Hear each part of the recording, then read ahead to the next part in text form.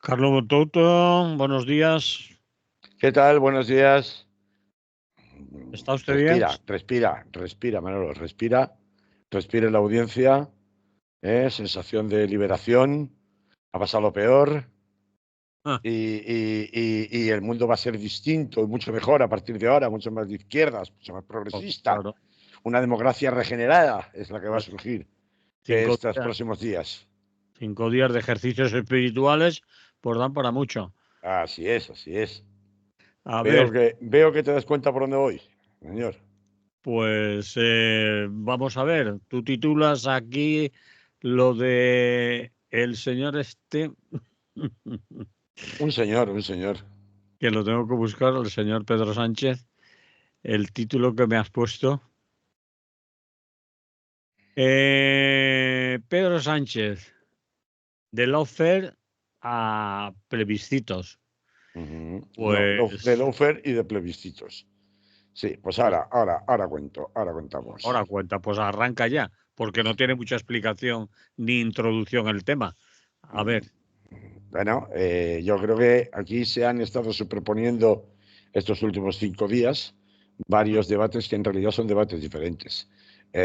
Por un lado están para los que toda la intervención de la Administración de Justicia es siempre lawfare, y he escuchado muchas voces en ese sentido, tanto en esta emisora como sí, en otras muchas tertulias de toda clase, y los negacionistas del lawfare, que niegan sistemáticamente que exista lawfare, también he escuchado voces en ese sentido, tanto en esta emisora como en otras muchas partes, ¿no?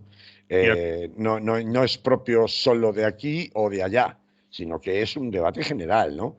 Entonces, habría que determinar en primer lugar si verdaderamente existe el lawfare y cuando existe el lawfare, ¿a qué nos referimos hablando del lawfare? Y ahora cuestión distinta, es un debate diferente que no justifica dentro del asunto lawfare si existe o no, es si ha habido aprovechamiento político de ese lawfare cuando ha interesado por parte de los partidos políticos mayoritarios o principales en este país, incluyendo al Partido Socialista de Pedro Sánchez. Pero que esto haya sucedido no invalida, no excluye que efectivamente pueda existir alguna clase de lawfare. Pero cuando hablamos de lawfare, ¿de qué estamos hablando? ¿Qué se necesita para empezar para que concurra la existencia como tal, de forma estructurada y permanente, de prácticas de lawfare? Bueno, está claro que existe una hoja de ruta internacional que ha, digamos, impulsado una mayor utilización de una herramienta que ya ha existido desde siempre,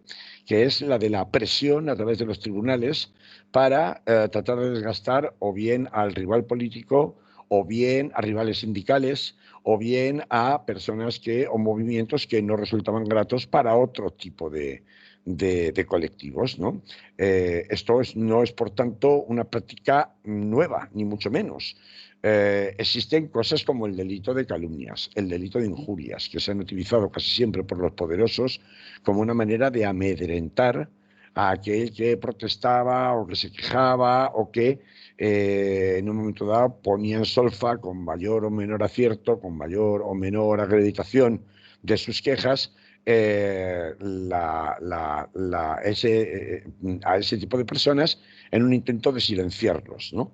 Esto es tan así que hay un ejemplo muy evidente y muy contundente, que es que el mismísimo Parlamento de la Unión Europea tuvo que sacar una ley de protección de las llamadas gargantas profundas, precisamente ante la evidencia de que en todos los países de la Unión Europea, aquellas personas que, por razón de su cargo, estaban en condiciones de poder desvelar supuestos graves de corrupción dentro de las administraciones públicas o dentro de grandes instituciones en las que pudieran tener algún nivel de participación, pues sufrían unas amenazas, una presión, un silenciamiento, una represión tanto profesional como a nivel personal, que exigía el blindaje de una defensa desde el punto de vista institucional de su papel, como llamados, lo que llaman whistleblowers, ¿no? Que son los que susurran, ¿no? La verdad, ¿no? Luego, por tanto, que se haya utilizado a los tribunales para amordazar determinadas opiniones políticas, determinados activistas especialmente combativos o a determinadas organizaciones especialmente belicosas, es algo que viene ocurriendo desde siempre. No es nuevo, ni es exclusivamente español, ni ha ocurrido o dejado, mejor dicho, de ocurrir porque haya un mayor o menor grado de democracia interna dentro de los países. Repito que la cuestión de la Directiva de Protección de los Whistleblowers de la Unión Europea, creo recordar que es del año 2021 y es o del 2019 o por ahí, es muy reciente y afecta a todos los países de la Unión Europea. Bien, dicho esto, claro, si uno se viene al caso español, pues indudablemente hace falta, para empezar, que haya una máquina del fango, entre comillas, consistente básicamente en crear noticias falsas, a veces con una apariencia de verídicas o de comprobadas, que puedan apoyarse en determinados documentos supuestamente oficiales. Y el ejemplo más obvio es pues toda la infiltración del comisario Villarejo y de la policía patriótica desde los tiempos de Fernández Díaz y desde el gobierno de Mariano Rajoy, que hace más de una década pues han salido trasquilados porque se les ha acabado viendo el plumero, en el sentido de cómo se confeccionaban a medida determinados informes generalmente apócrifos, informes policiales, para justificar después cacerías mediáticas con los que dar munición no solamente a los que podían, a los partidos políticos que podían sacar rédito de esas informaciones falsas, para obligar a cumplir a aquellos que eran puestos bajo el punto de mira, la llamada pena de telediario. Y un ejemplo muy escandaloso es el ejemplo de entonces alcalde de Barcelona, señor Trías, al que se le llegaron a crear cuentas falsas en Andorra, ¿no? O se simuló que existían cuentas falsas en Andorra, y que pues partían evidentemente de un interés pues totalmente ilícito, ilegal y corrosivo, que luego no tiene un resultado de reparación posterior posible cuando se evidencia, tras el tiempo que los tribunales tardan en decidir que efectivamente aquello no tenía recorrido legal, y que realmente de aquello que se decía nunca hubo nada, lo cual pues abona la tesis de que efectivamente esas herramientas para que pueda existir una cierta máquina del fango, una cierta dinámica de lawfare, siempre en España pues ha existido. ¿En qué nivel, a qué nivel participa o con qué grado de connivencia participa el Poder Judicial? Y hablamos de Poder Judicial en su conjunto como institución. Luego podemos hablar de un nivel individual, es decir, determinados jueces o personas, de esa máquina del fango por connivencia o por mirar para otro lado o por ser blando a la hora de exigir responsabilidades. Pues está por verse, ¿verdad? Porque efectivamente casos individuales pues hay muchos. Recordemos los intentos de gestión del número 2 de la Policía Patriótica con un magistrado de la sección de la Sala de lo Penal de la Audiencia Provincial, en donde surgen las conversaciones de esto de la FINO a la Fiscalía, y donde surge la cuestión de tenemos controlada por la puerta de atrás, decía el señor Cosidó, por entonces director general de la Policía Nacional, a la Sala Segunda de lo Penal con el señor Marchena. Bueno, aunque el magistrado con el que se mantenían esas conversaciones en ningún momento llega a dejarse contaminar, ni en las conversaciones que le traslada el señor Cosidó, ni en cuanto a que él dé ningún tipo de consentimiento, siquiera tácito, a esas afirmaciones del señor Cosidó, pero lo cierto es que conversaciones y presiones del ámbito político, del ámbito institucional, dentro del Poder Judicial, siempre ha habido y siempre habrá. Casos, muchos... intenciones de... intenciones de, claro. Sí. Casos más peligrosos me parecen a mí en cuanto a posicionamiento institucional que los meros intentos externos de influir o de los bueno, de la connivencia de determinados jueces a título individual o magistrados a título individual es el de las famosas, pues, ¿cómo lo diré? Ah, lo famoso informe previo a la ley de amnistía que el Consejo General del Poder Judicial, con el plazo de mandato caducado desde hace 5 años, pues promueven institucionalmente y en nombre de su institución. Ahí ya estamos hablando de un ejercicio colectivo, de un posicionamiento ideológico previo a una ley que, desde luego, de alguna manera deja asomar la patita claramente de cuál es la intencionalidad con la que determinados magistrados ocupan su cargo y realizan su labor jurisdiccional. Recordemos que los jueces que están en el Consejo General del Poder Judicial son jueces de carrera. Es decir, no estamos hablando de jueces que no lo hayan sido y como tales jueces de carrera, pues tienen sus contactos con otros jueces que sí que continúan ejerciendo la profesión como tal, la potestad jurisdiccional en ese momento, que vienen juzgando y ejecutando o haciendo cumplir lo juzgado, con lo cual es imposible establecer un compartimento estanco entre quienes opinan de esas formas tan sesgadas e impropias en público y quienes luego pues tienen que ejercer el juzgar y ejecutar, ¿no? También recordemos un poco de soslayo lo sucedido de una manera un poco bizarra con la aplicación inicial de la ley del solo sí es sí, ¿no? Es decir, que hay consideraciones políticas y convicciones ideológicas que, con independencia que se nos diga que la sacrosanta independencia del Poder Judicial abarca la libertad de criterio, como ocurre con los profesores, y la libertad de cátedra, no es menos cierto que una interferencia de la convicción ideológica ante un escenario de especial polarización se produce casi que por genética propia dentro del Poder Judicial. Ahora bien, claro, tenemos luego otros ejemplos en los cuales pues podemos ver cómo cuando hay un abuso por parte de determinados jueces o magistrados que a título individual sí que dejan ver con mucha claridad y con mucha persistencia en sus actuaciones judiciales una especial inquina o una especial obsesión con determinadas investigaciones, y estoy pensando, por ejemplo, con el caso Dina de Podemos, ¿no? Estoy pensando en determinadas prospecciones, como el caso Tsunami Democrático. Estoy pensando, curiosamente, del mismo magistrado, ¿no?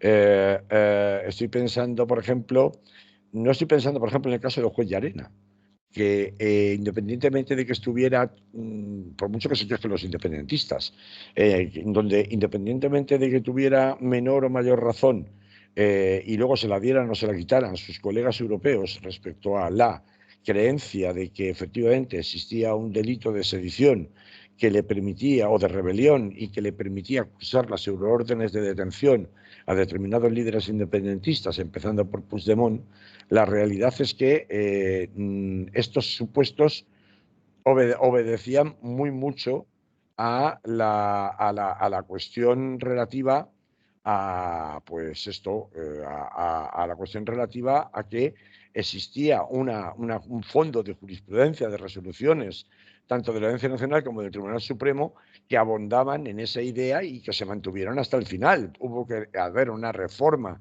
del delito de sedición, recordaremos, ¿no?, del delito de rebelión, puesto que para que no se volviera a reproducir esta situación, porque recordemos, por ejemplo, la insistencia de la Fiscalía del Tribunal Supremo y la insistencia del propio juez Marchena sobre que sí que concurrían los requisitos de los delitos de rebelión y o barra sedición, con lo cual no puede achacarse al juez Llarena que se desviara de lo que era doctrina penal en este momento en España, aunque fuera discutible y pudiera considerarse equivocada. No estamos hablando, por tanto, de un mismo supuesto cuando hablamos de lawfare. Entonces, a mí lo que me importa de este punto es porque yo la semana pasada, cuando se conoció la noticia de la famosa carta y de la admisión a trámite de la denuncia de manos limpias por el juez Pintado, pues tuve la oportunidad de salir. Me pareció que era oportuno dar una pincelada desde un punto de vista jurídico a los oyentes en el mismo momento sobre por qué era más que dudosa la actuación del juez Pintado en la admisión a trámite de aquella denuncia, que recordemos, menos mal que luego con el paso de los días se ha ido dejando claro que desde el primer momento algunos, entre ellos yo, advertimos. Dime, Manolo. No, quería, cuando acabes, hablar precisamente de ese tema. Ese punto que la señora Gómez no tenía, pese a que se hubieran abierto unas diligencias previas, ninguna condición de investigada en aquel momento. Correcto. Sin embargo, el titular que se trasladó, porque luego tendemos a, ya sabes, ¿no?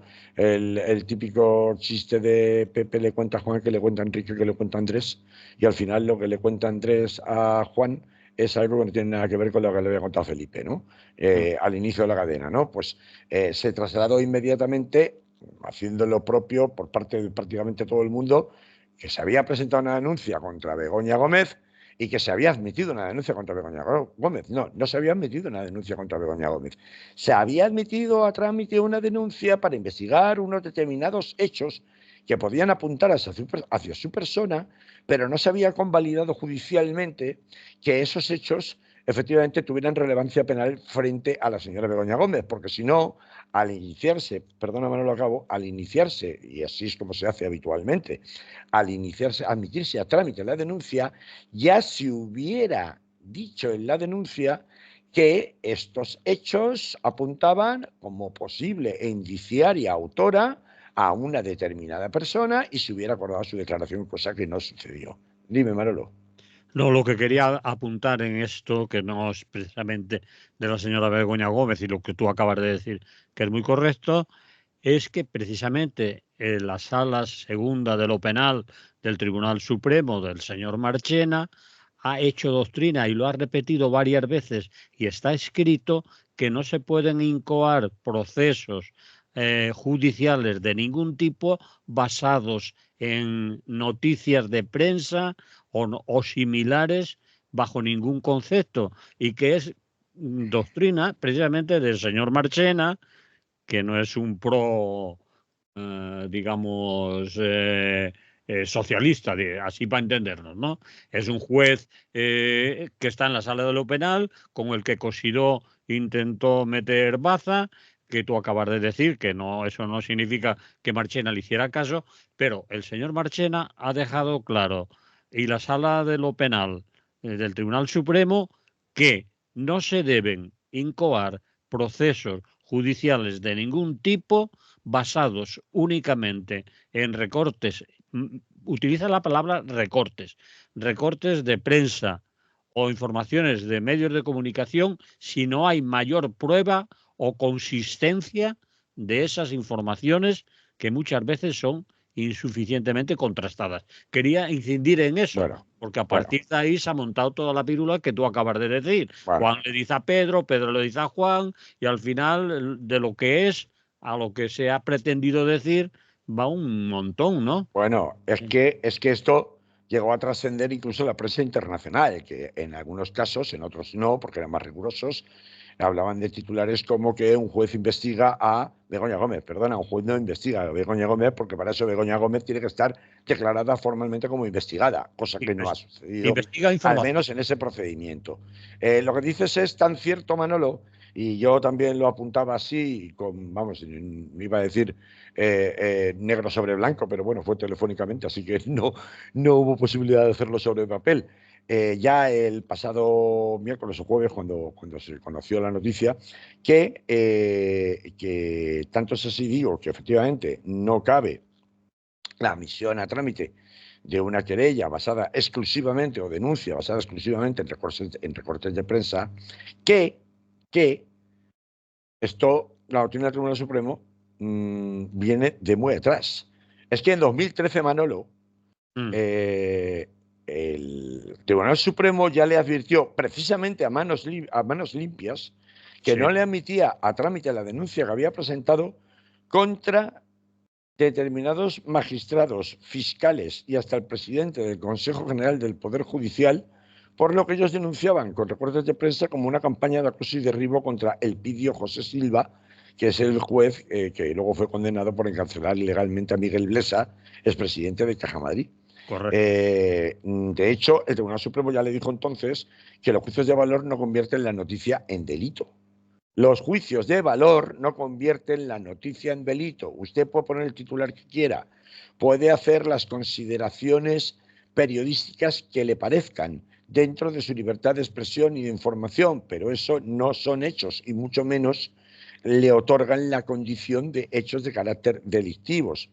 Es que es más, en 2015 el Supremo rechazó, 2015, han pasado 10 años, rechazó una querella contra el exlíder de Podemos, Pablo Iglesias, por delitos de blanqueo y falseamiento de cuentas, destacando que no había ningún elemento o principio de prueba, además de noticias periodísticas, y que para ello no basta la mera aportación de recortes de prensa o similares, sin más constatación o acreditación. Ya lo dije el otro día y lo repito hoy, por si acaso aquí en la emisora hay alguien que sigue por lo que parece sin quedarle claro.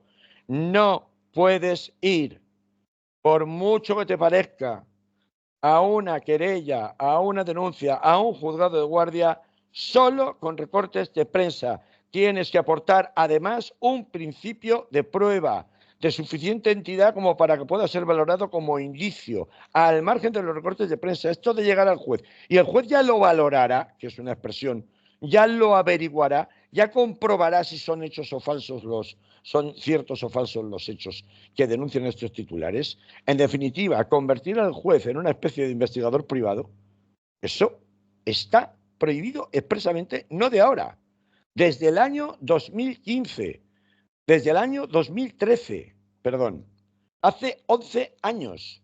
Y esto es exactamente lo que ha sucedido aquí.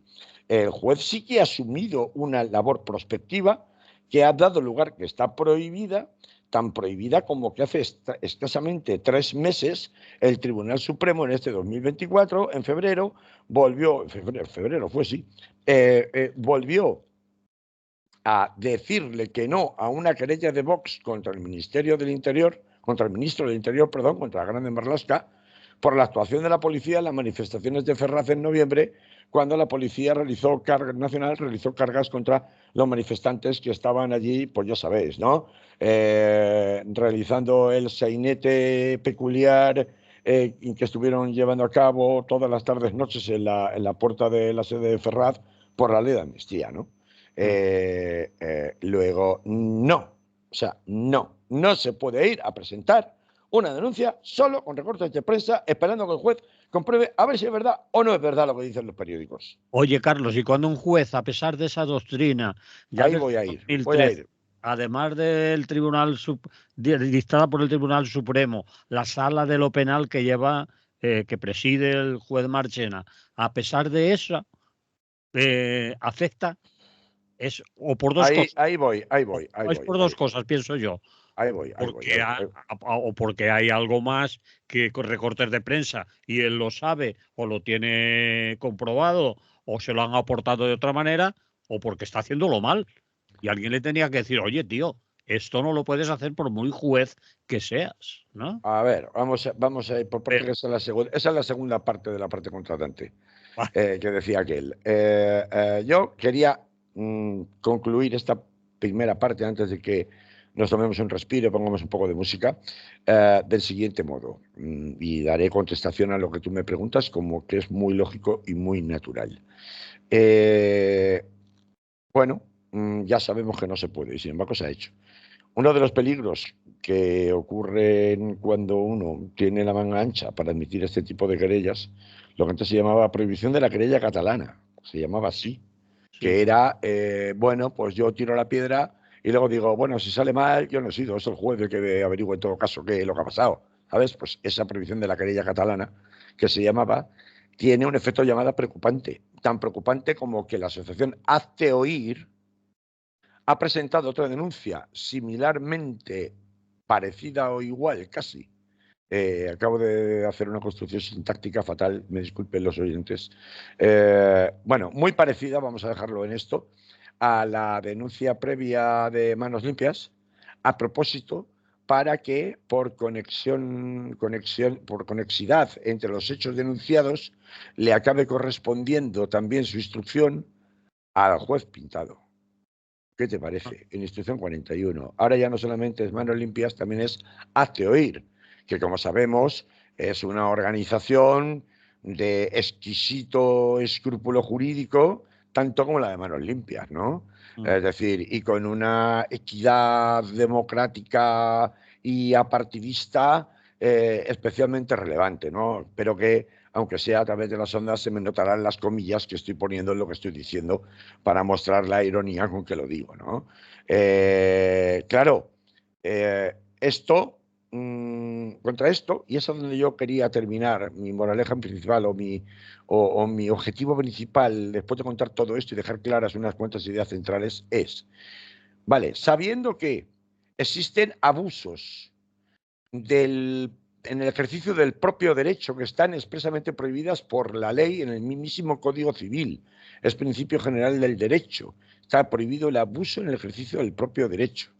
Sabiendo que, sin embargo, hay actores políticos o jurídicos o de cualquier tipo que utilizan los cauces legales para abusar del derecho que les asiste a poner en conocimiento de la autoridad aquellos hechos que puedan ser considerados delito, aunque luego finalmente no lo sean, con un fin espurio que no es el de que se conozca la verdad, sino con el de castigar a la pena de telediario a determinada persona destrozando su reputación, y que además hay jueces que o bien por impericia es decir, falta de la correspondiente capacitación técnica, o bien por connivencia con las tesis de las personas que abusan en el ejercicio de su propio derecho, ¿qué mecanismos de defensa tiene el Estado de Derecho español para poner coto a este tipo de situaciones? Y esto engancha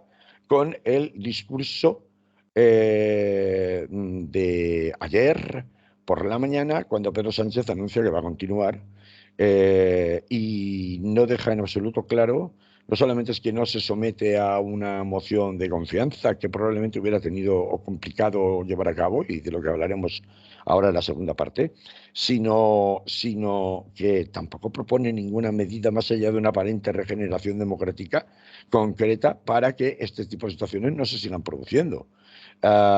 Yo respondo ahora desde la música solo con dos claves muy sencillas. La primera, sí existen mecanismos de defensa, existe la ley de protección y de protección de derecho al honor y a la propia imagen. Esta ley permite incluso adoptar medidas cautelares o cautelarísimas de forma muy rápida, por ejemplo, para la prohibición de de la divulgación de determinadas noticias falsas o que puedan ser considerados bulos. Sin embargo, es una ley que se utiliza muy poco por regla general. Existe, por supuesto, el delito de difamación, de injurias a través de las injurias y de las calumnias, para perseguir aquellos medios de comunicación que se hacen ecos de noticias nada contrastadas o reputadamente falsas, como aquella que afirmaba que era transexual, Begoña Gómez, como en tertulias televisivas o de platós de redes sociales como Twitch o YouTube, aquella que afirmaba y luego tuvieron que rectificar rápidamente que había sido perceptora de una subvención de Begoña Gómez que en realidad correspondía a una señora navarra que nada tenía que ver con la esposa del presidente del gobierno. Por tanto, sí existen mecanismos. Pedro Sánchez, cuando envió la famosa carta a los ciudadanos en Twitter, advirtió que la propia Begoña Gómez había iniciado acciones legales en defensa de su derecho y de su propia imagen. La cuestión es que el sistema jurídico español, que por otra parte, en cuanto a tiempos de reacción, contrariamente a lo que pensamos, no es tan diferente a otros países europeos, no tiene elementos de reacción rápida suficientes, aunque sí que tenga en teoría la justicia cautelar, es decir, las medidas cautelares para evitar de forma como tratamiento de choque perjuicios mayores de no acotarse a tiempo la propagación de una determinada situación que pueda generar perjuicios irreparables, pues decía, no tiene capacidad de reacción, pero realmente no solamente nuestro sistema jurídico, sino en general nuestro Estado de Derecho. No tiene capacidad de reacción ni tampoco ningún otro Estado de Derecho occidental para compensar o detener a la misma velocidad de instantaneidad que se suceden hoy día la propagación de noticias, bulos y medias verdades interesadas, incluyendo su paso por los tribunales. Es decir, evidentemente, Begoña Gómez no ha recurrido a la Audiencia Nacional, perdón, a la Audiencia Provincial de Madrid, la admisión a trámite de la denuncia presentada por Manos Limpias, porque ni está personada ni es parte, porque no está investigada por el momento en esas actuaciones. Quien lo ha hecho es la Fiscalía. ¿Cuánto tiempo va a tardar en resolver la Audiencia Provincial de Madrid ese asunto, esa apelación sobre si se admitió indebidamente o no? Porque existe una cadena de recursos. La cadena de recursos implica que en realidad sí hay unos mecanismos de fiscalización para que las torpezas o los abusos, incluso las eventuales prevaricaciones de un juez, puedan ser puestos encima de la mesa y puedan ser examinadas. O sea que las herramientas o mecanismos existen. La cuestión es que no se acompasa en cuanto a celeridad, a la celeridad que es necesaria en casos como estos, esa fiscalización posterior de esas decisiones de los tribunales, como para poder impedir a tiempo el perjuicio que se causa. Lo hemos visto en este caso de la denuncia contra la señora Gómez, y lo hemos visto en otros muchos casos. Este es un problema generalizado. Es decir, hoy día, aunque tú publiques un Twitter y a los 2 minutos un tuit y a los 2 minutos lo borres, como alguien haya hecho una captura de pantalla, se puede viralizar exactamente igual y tú no puedes impedir, no puedes conseguir borrarlo en todas partes. Es decir, lo que pretendo explicar es que ante un supuesto de lawfare, aunque sea parcial, en donde puede haber una connivencia de un determinado magistrado, repito, bien por imprudencia o bien por torpeza o bien directamente, en el peor de los casos, por prevaricación, y aunque eso pueda ser corregido con el paso de unas semanas o de unos meses, el daño ya está causado. Y contra eso no hay un mecanismo eficaz de reparación que vuelva a colocar en el punto de origen la imagen y la dignidad de esa persona. Lo hemos visto en muchos casos. Antonio Costa en Portugal, que es el ejemplo que siempre se pone, que es Santo Varón, que en un momento dado se aparta del gobierno porque en su entorno no ha sabido ver que había manzanas podridas y él se aparta, pero lo cierto y verdad es que él queda exonerado y lo cierto y verdad es que su partido pierde el gobierno en las elecciones. Lo hemos visto en otros supuestos. El caso de Mónica Oltra, pues es un caso que a mí, en mi opinión jurídica, es bastante más discutible, pero en todo caso ha resultado definitivamente perjudicado porque su imagen no queda reparada con la solución final del archivo de las actuaciones frente a ella. Y sin embargo, Manolo, y ahora ya sí que ya paramos en lo que nos quede, si nos queda algo de tiempo, el puñetazo en la mesa de Pedro Sánchez del pasado miércoles o jueves, no caigo bien nunca cuándo fue, cuando el envío de la Carta a la Ciudadanía en los 5 días de espera, ha generado ya de forma inmediata dos reacciones que demuestran que ese puñetazo en la mesa, aparte del análisis final sobre las consecuencias políticas de dicho puñetazo y del oportunismo político que pueda tener y del tono plebiscitario con que al final ha acabado resultando, ha obtenido ya un primer objetivo cumplido, que ha sido el aviso a navegantes a las instancias judiciales, porque se han sucedido de manera instantánea en el día de ayer dos noticias que a mi parecer son muy relevantes, todo relacionado precisamente con el tratamiento que la Judicatura da a la política en estos días. La primera de ellas... La música ahí antes de que digas esas dos noticias, porque si no... Pues sí, lo contaremos después de la publicidad. Y O sea, después de después la de la música. publicidad, la gente se queda esperando... Después de la publicidad, o sea, de la música, lo contaremos, ¿vale? Vale. Venga. Pues vamos, Carlos, con esas dos informaciones que dices que ya, como aviso a navegantes, han servido porque han acontecido, hablar de dos hechos. ¿Qué ha Sí, pasado? pues el Supremo archiva de forma definitiva la querella con la que Vox quiso impedir la investidura de Pedro Sánchez. Esa es la primera, ahora entramos en más detalles, pero la segunda, me parece mucho más importante aún, es que, atención a esto, el juez de la Audiencia Nacional encargado del caso Koldo, Ismael Moreno, ha descartado por segunda vez llamar a Begoña Gómez, la mujer del presidente del gobierno, a declarar en el caso Koldo.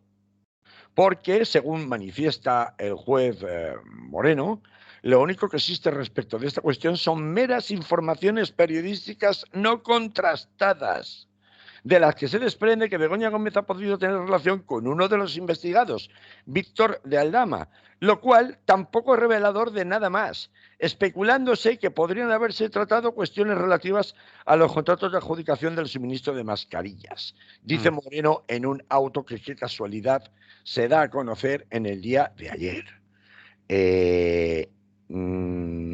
Begoña Gómez, el recorte de prensa. Oiga, es que mire usted a ver si en vez de estar hablando de quién mató a Manolete, el señor Víctor de Aldama y la señora esposa del presidente del gobierno, no estaban hablando de adjudicaciones de mascarillas. Y claro, pues le dice el señor Moreno, pues mire usted, va a ser que por ahí no. Y es la segunda vez que se lo digo ya. ¿Esto qué quiere decir? ¿Quiere decir que se la van a coger con papel de fumar a partir de ahora cuando estemos hablando de especulaciones basadas en informaciones periodísticas?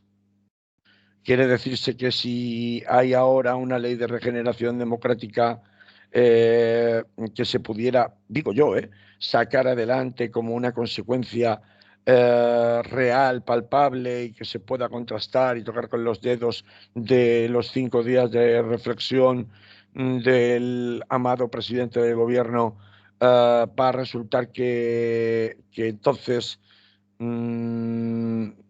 hacemos un recorte de la libertad de prensa?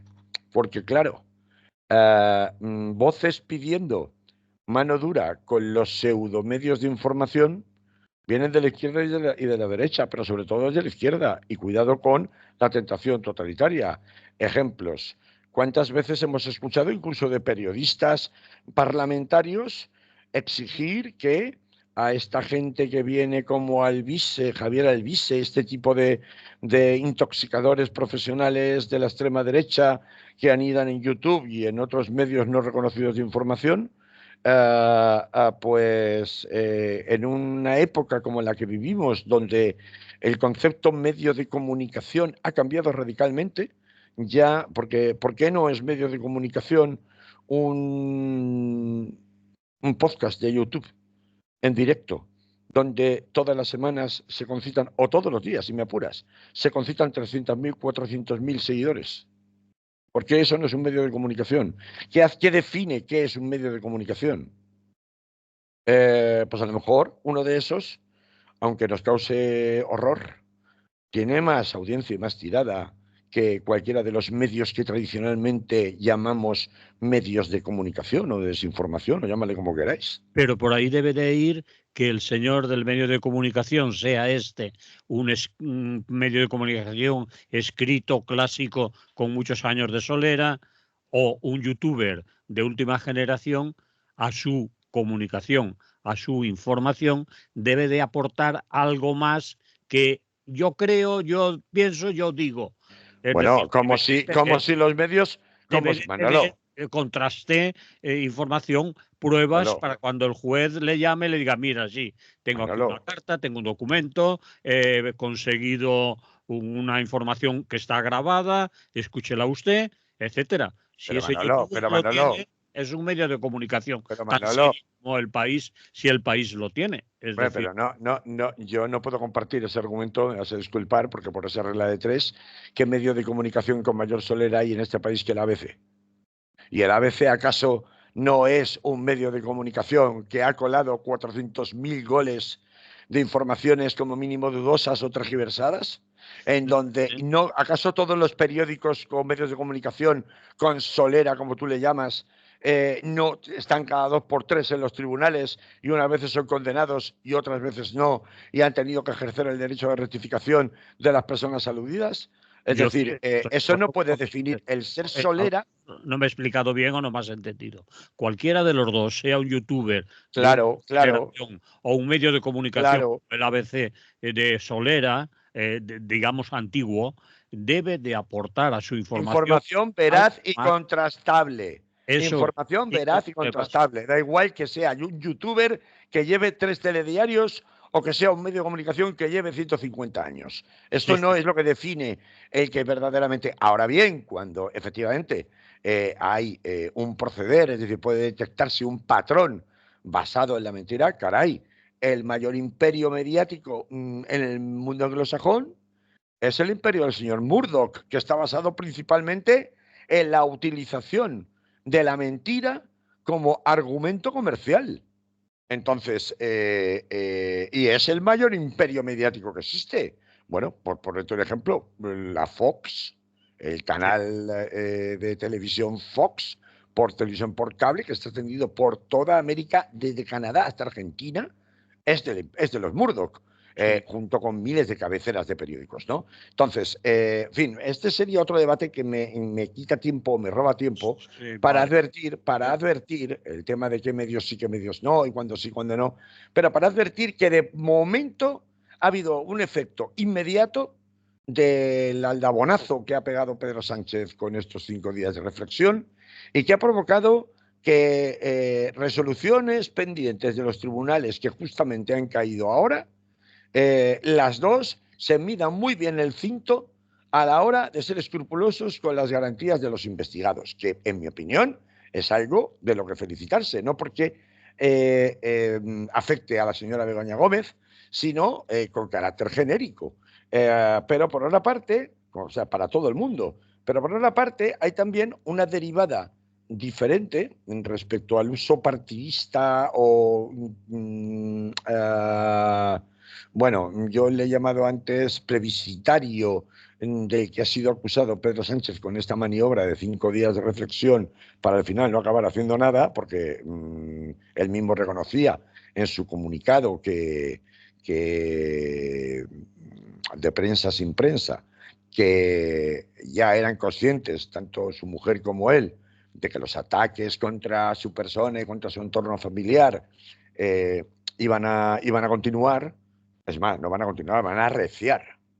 Después de que mucha gente, incluso de su propio entorno, estuviera en la creencia de que después de sumir al país, como mínimo en una importante incertidumbre, ni mucho menos el parar completamente el gobierno en el país, como han estado insistiendo los siempre exagerados del Partido Popular y compañía, vamos a dejarlo solo en el término exagerado, ¿no? Pero sí que por lo menos sumir en una cierta incertidumbre o zozobra, no solamente a España, sino al mundo en general, entre comillas, pues después de que eso se haya cerrado sin el anuncio de ninguna clase de medida concreta, pues claro, abunda la idea de que esto ha sido una maniobra de carácter plebiscitario, que se ha visto muy evidente en las manifestaciones en la Puerta de Ferraz de acólitos venidos del Partido Socialista, venidos de toda España, pero que también ha tenido consecuencias inmediatas, por ejemplo, en este me voy pero me quedo, en una encuesta hecha de urgencia por el CIS el pasado viernes y que ha tenido como resultado que hay supuestamente un vuelco en las simpatías del electorado, en donde ahora pasa a aventajar, quiero recordar que era en 6 puntos o 9 puntos, no recuerdo cuántos, tú igual lo tienes por ahí, Manolo, el No, no Partido lo tengo, no lo tengo. Socialista al Partido Popular.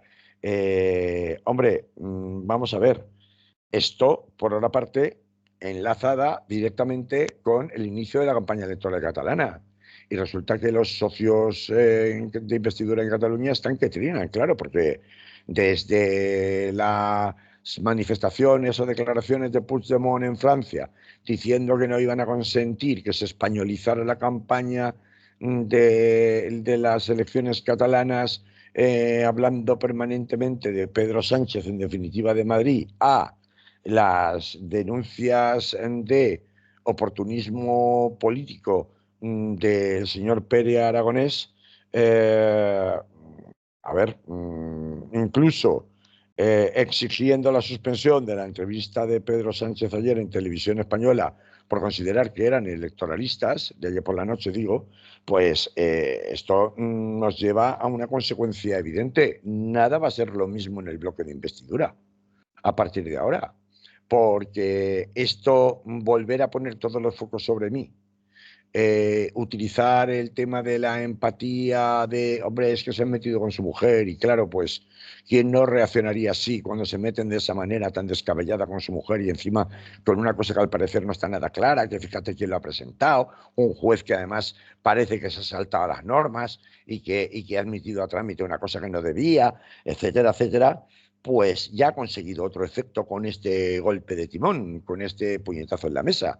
Y es efectivamente volver a centrar en su persona todo el debate político, todos los focos, tanto de la contienda catalana como de la actualidad política nacional. Ya puede decir Feijóo y todos sus voceros lo que les dé la gana y pueden seguir insistiendo en ese argumento, que el golpe de efecto acompañado además de qué oportuno, ¿verdad? La encuesta del CIS refuerza su imagen y desgasta la imagen de los que le atacan, ¿no? O lo van a seguir atacando. Desde ese punto de vista, una vez más, se ha vuelto a demostrar que tiene una capacidad como estratega político en el corto plazo gigantesco, porque le salen bien cosas que nadie hubiera pensado que le salieran bien, lo que no quita para poner en evidencia que la izquierda no tiene un plan B en este país, que se ha convertido la izquierda y el gobierno en un sistema tan presidencialista en torno a una sola persona, que es Pedro Sánchez, que, ay, ay, ay, ay, ay, lo hemos visto estos 5 días. Si Pedro Sánchez no está, ¿qué hacemos, no? Si Pedro Sánchez no está, ¿qué hacemos? ¿Quién la aglutina? Es decir, se ha convertido en Pedro el insustituible, ¿no? Eh, mm, y eso, lejos de ser bueno para una democracia sana, es malísimo, porque España no está programada constitucionalmente para depender de un régimen presidencialista. En ningún caso está diseñada de esa manera. Si queremos cambiamos el diseño, pero no durante el partido y por interés estrictamente personal, como sería su caso, o de oportunismo político, como sería su caso. Así que creo que ahí se han estado durante estos 5 días solapando, interfiriendo ambos dos debates o ambas dos reflexiones, y por eso quería, en lo posible, luego ya por supuesto cada uno tendrá su opinión y estará de acuerdo en unas cosas y en otras no, como es natural, pero quería tratar en lo posible de desenmarañar un poco la maraña que nos hemos comido inopinadamente desde el pasado miércoles, jueves, bueno, jueves creo que era, ¿no? Cuando hizo el anuncio de que estaba out, ¿no? Y probablemente mucha gente pensaba ya que efectivamente iba a acabar presentando la dimisión, cosa que, conociendo el background, es decir, los antecedentes del personaje, resultaba por otra parte difícil de creer. Bueno, pues aquí lo dejamos sobre todo por el tiempo. Podríamos hablar más sobre esto, pero habrá momentos para hacerlo, ¿vale? Pues claro que sí. Pues sale. Ya, y luego no va a parar. Esto no va a parar porque tenemos elecciones sin parar. Las catalanas, las europeas, y evidentemente esto va a estar encima de la mesa. Si no hay, él ha dicho que no va a haber un punto seguido, que va a haber un punto de aparte. Eso dijo. Esperemos porque hasta el A ver 22, cuál es el punto de aparte. hasta el 22 de mayo, Pedro Sánchez no va a aparecer por el Congreso Ya, de los Diputados, por pero, fiestas y cosas de esas. O pero sea, Manolo, el punto de aparte puede ser otra cosa. Puede ser que haya una batería de iniciativas legislativas o de iniciativas de algún tipo que incidan con la excusa de la regeneración democrática en medidas de algún legales, de algún calado, está por verse, que incidan, digo, directamente sobre la regulación de la libertad de prensa, lo cual es un asunto extremadamente espinoso tanto en la Unión Europea como aquí, o relacionados con el tema del lawfare, lo cual también sigue siendo un asunto extraordinariamente espinoso porque afecta a la Administración de Justicia y lo que ello significa en el contexto de la Unión Europea. Ya has visto lo que ha tardado 2 telediarios y medio, no que va, medio telediario, para ser exactos, la señora Díaz Ayuso en decirle todas las verdades del barquero, que en realidad yo lo estaba oyendo y decía, pero si todo lo que estás diciendo se le puede dar la vuelta y decirlo sobre ti, porque exactamente tú has hecho lo mismo desde la Comunidad de Madrid de lo que le estás echando en cara que ha hecho Pedro Sánchez, totalitario, patrimonializar las instituciones públicas, etc., etc., etc. O sea que sí, tenemos cuerda para rato y de ello seguiremos hablando. eso es. Hasta la próxima, Carlos. Que vaya Muy bien. bien, hasta la semana que viene. Chao, chao. Salud. Salud.